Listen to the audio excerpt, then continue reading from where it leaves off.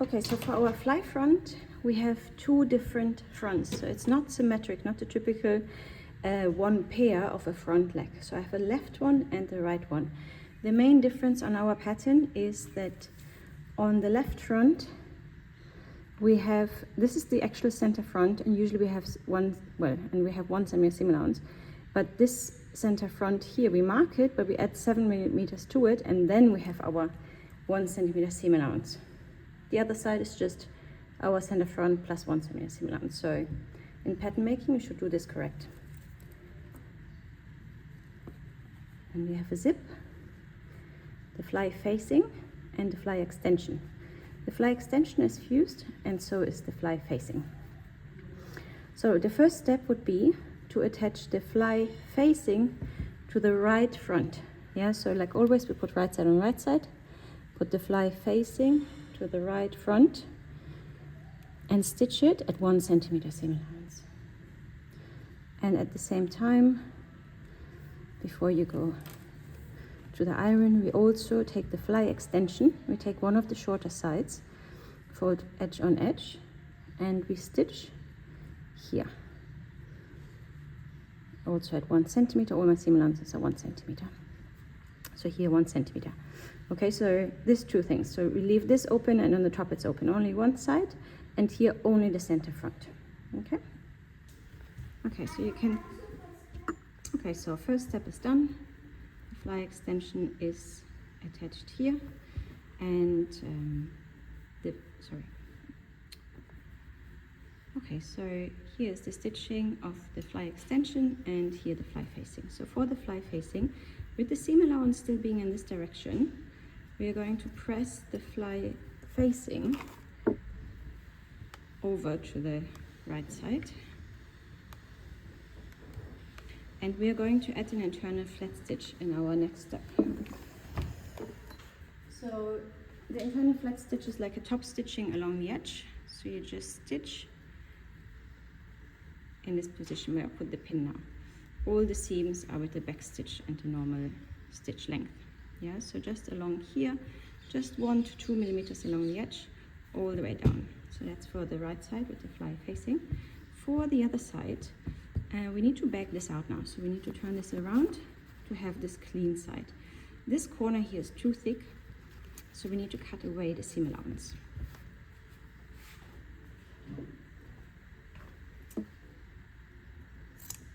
So I usually cut it off in the corner like this. I even remove a bit more. And I'm also pressing the seam open.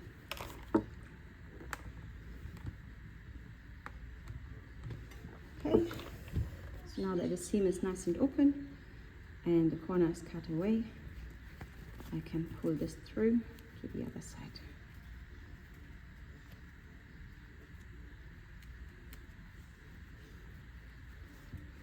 And then we're gonna align these two edges to make sure it's all nice and straight. And press the rest.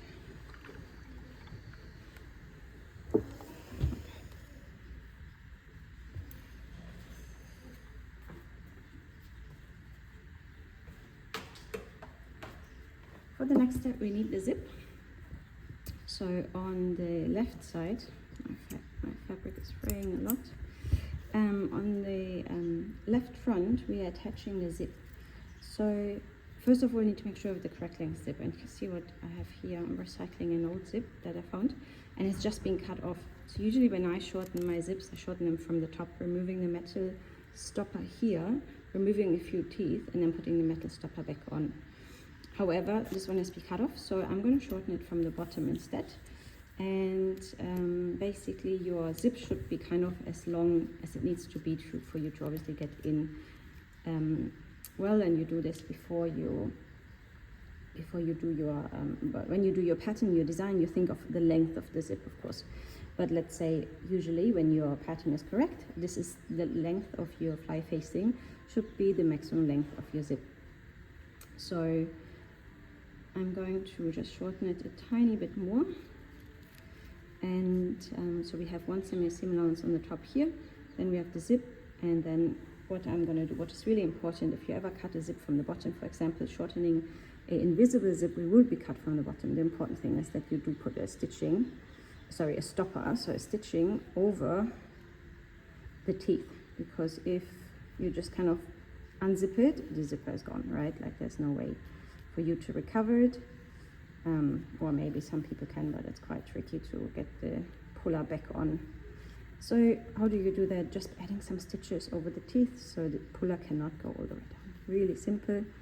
With the invisible zipper, you can even do it in machine with a metal. You can also, but you're going to risk to break a needle on the teeth if you hit it. So this is enough. Yeah, so now my zip puller cannot go any further. So this is fixed. I'll use some smaller scissors for that later. Okay.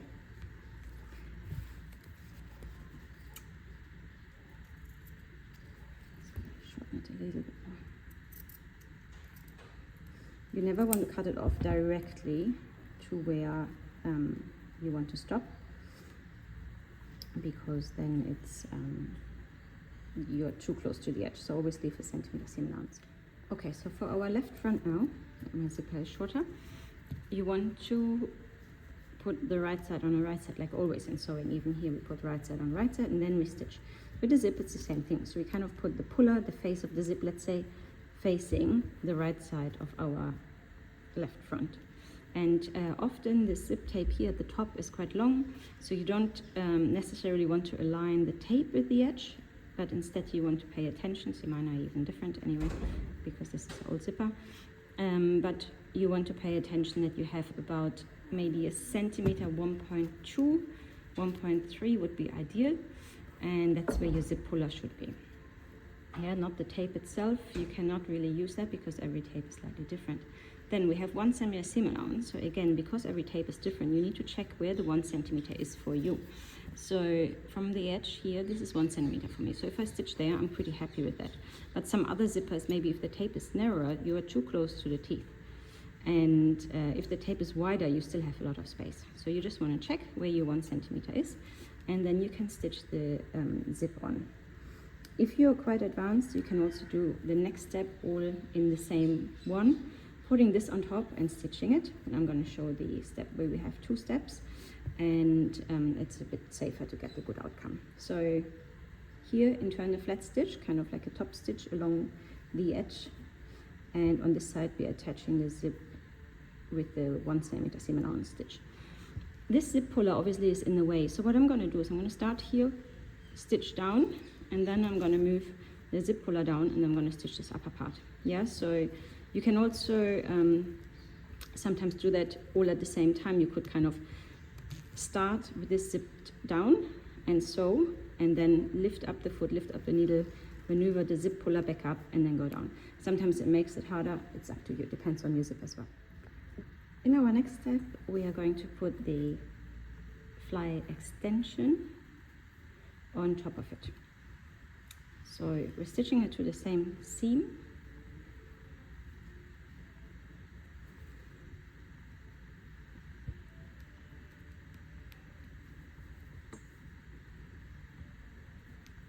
I'm actually going to stitch it from the other side, so I'm putting my pins to the side so I can pull them out. So if you turn it around, you will see where your stitching was of your zip. You're going to stitch on the same line.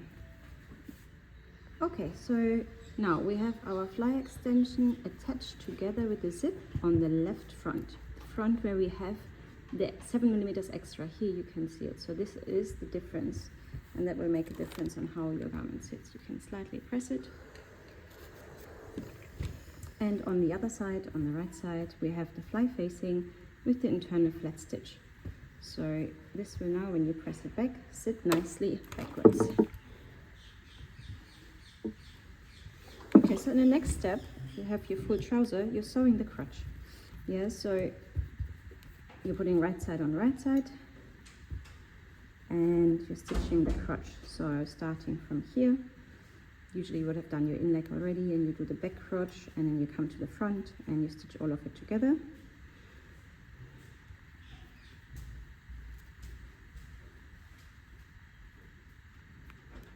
And you want to stitch to basically till here.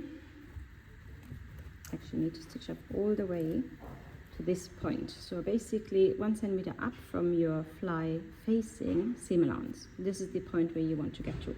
So this part is a little bit tricky because we want to stitch only these 2 layers, the left front and the right front. We don't want to attach any of the seam allowance, and they're quite bulky inside here. So you kind of want to position it in a way. You may want to mark your point with a pen.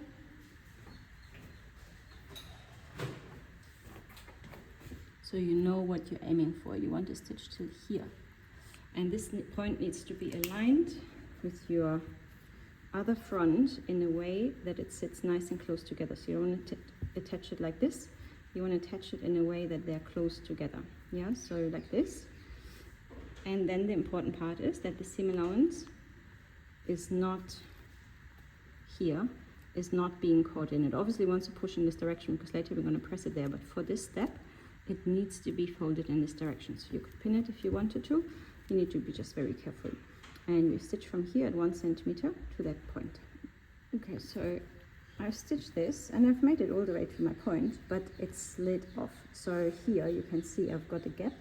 This is what I don't want, so I'm going to unpick it, just the last part here, and restitch it, trying to move it closer. So the machine automatically always pushes it out. If you have a zipper foot, try to use it. It will probably help you to get closer. Okay, so this time around I'm a little bit closer. And now, sorry, the important part.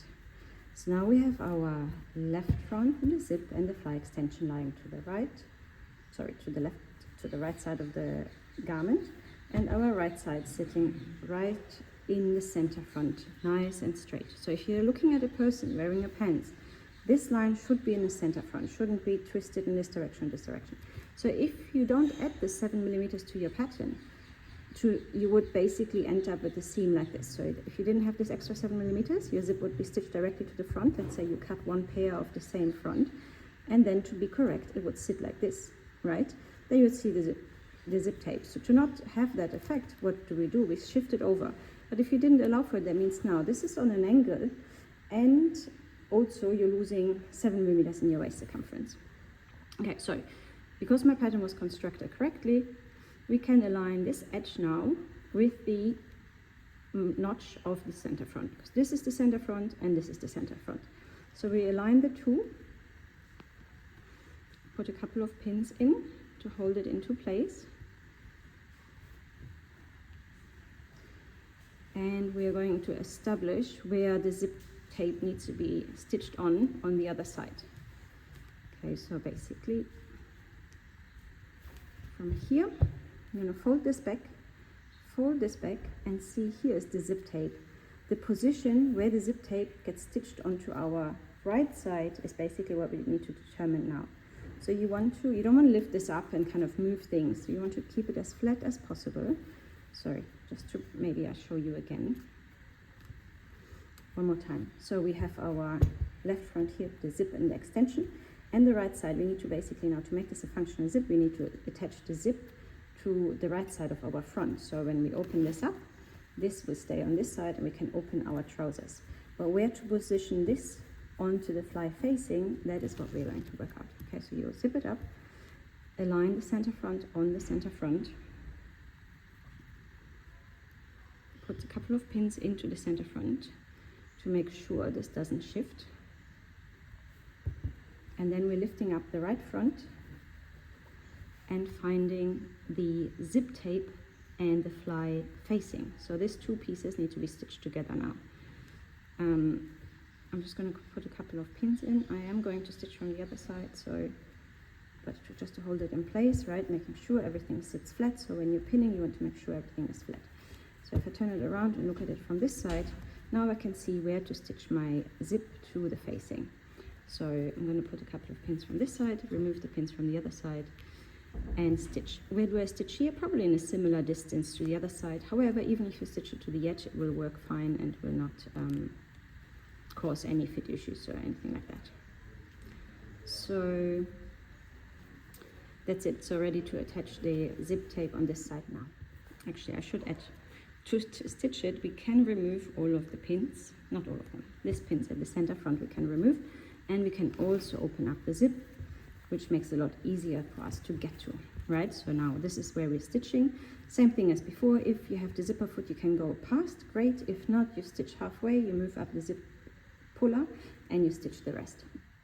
Okay, so now I've attached the zip tape to my fly facing, and we're ready for the last step for the fly front closure. So you have the zip here, and everything is zipped up, sitting nice and flat. You make sure you're happy with this. Now the last thing we need to do is to attach the fly facing to the right front with a top stitch. So if you have a look at your trousers, you will see that they all have this kind of stitch line here, and you want to mark it on. Make sure you use a pen that can, like a magic pen that will disappear when you finish, or some light chalks that doesn't remain on your trouser. So now I'm going to use, you can either pre-cut yourself a template for this, or you can use the pattern piece. Obviously remember it has got seam allowance, so you need to shift it in the correct place. So this should be like a, well, depending on the pattern we used will be a 3 centimeter, because the last centimeter was your seam allowance. So it's 3 centimeters even line. I'm going to join this with the ruler in a second, and then we go up 1 centimeter from here, and basically if you check here, you want to go here, and then you just draw a curve, and the rest can be joined with the ruler.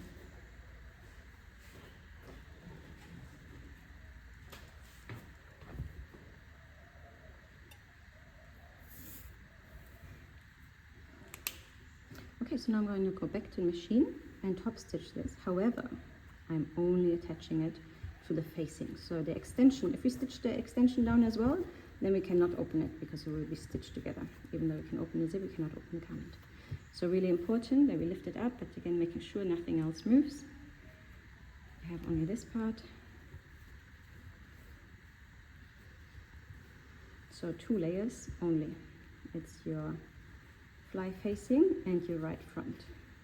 Yeah, so lifting it up, not stitching it to the fly extension. If you wanted to, you can pin your fly extension to the other side, so it's not even in the way. It cannot come this way, but then it's a bit 3D. So we're stitching from here, back stitch of course, and then we get to the end here. You will see that I have the zip under here, and that's where usually trousers are actually often enough. The plastic zip or the zip stops at the correct length. If my zip would stop here, it would be a lot easier for me. Now I cannot stitch over the metal teeth, so here I probably have to do it by hand to kind of make it look good. So you want to have a zipper that is short enough, or if it's plastic, you can just go over it. It's not a problem. You may also have seen on denim, for example, they have like a bar tack here and a bar tack here, because these are quite stress points, right? This point here needs to be very strong for it not to break while wearing. Okay, so there we go. I'm going to stitch this now and come back and show you. So I'm going to show you this last stitch because of the zip. We start, back stitch, you just follow your marking.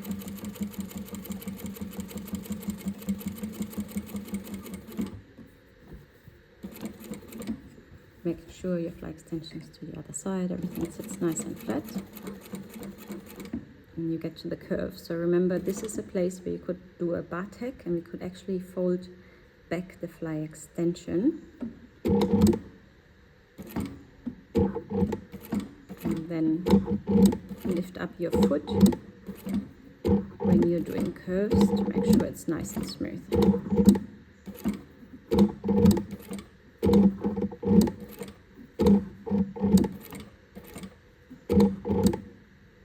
So now I know here somewhere is my metal zip. Also just check that the seam allowance is all out of the way. So I'm gonna go and turn the needle with the hand wheel. So I'm going really slow, and I'm feeling where the zip is to make sure. So here I cannot go, so I'm just trying to move it a little bit to find the place between the zip teeth. Yeah, I know it's quite tricky and not ideal, but if you have a metal zipper there and it's too long, that's the best way to do it. So now same for backwards. I'm trying to backstitch this as well. So all manually to not risk. Okay, and then let's go over it one more time. And you can pull it out. Okay, and here is the final outcome.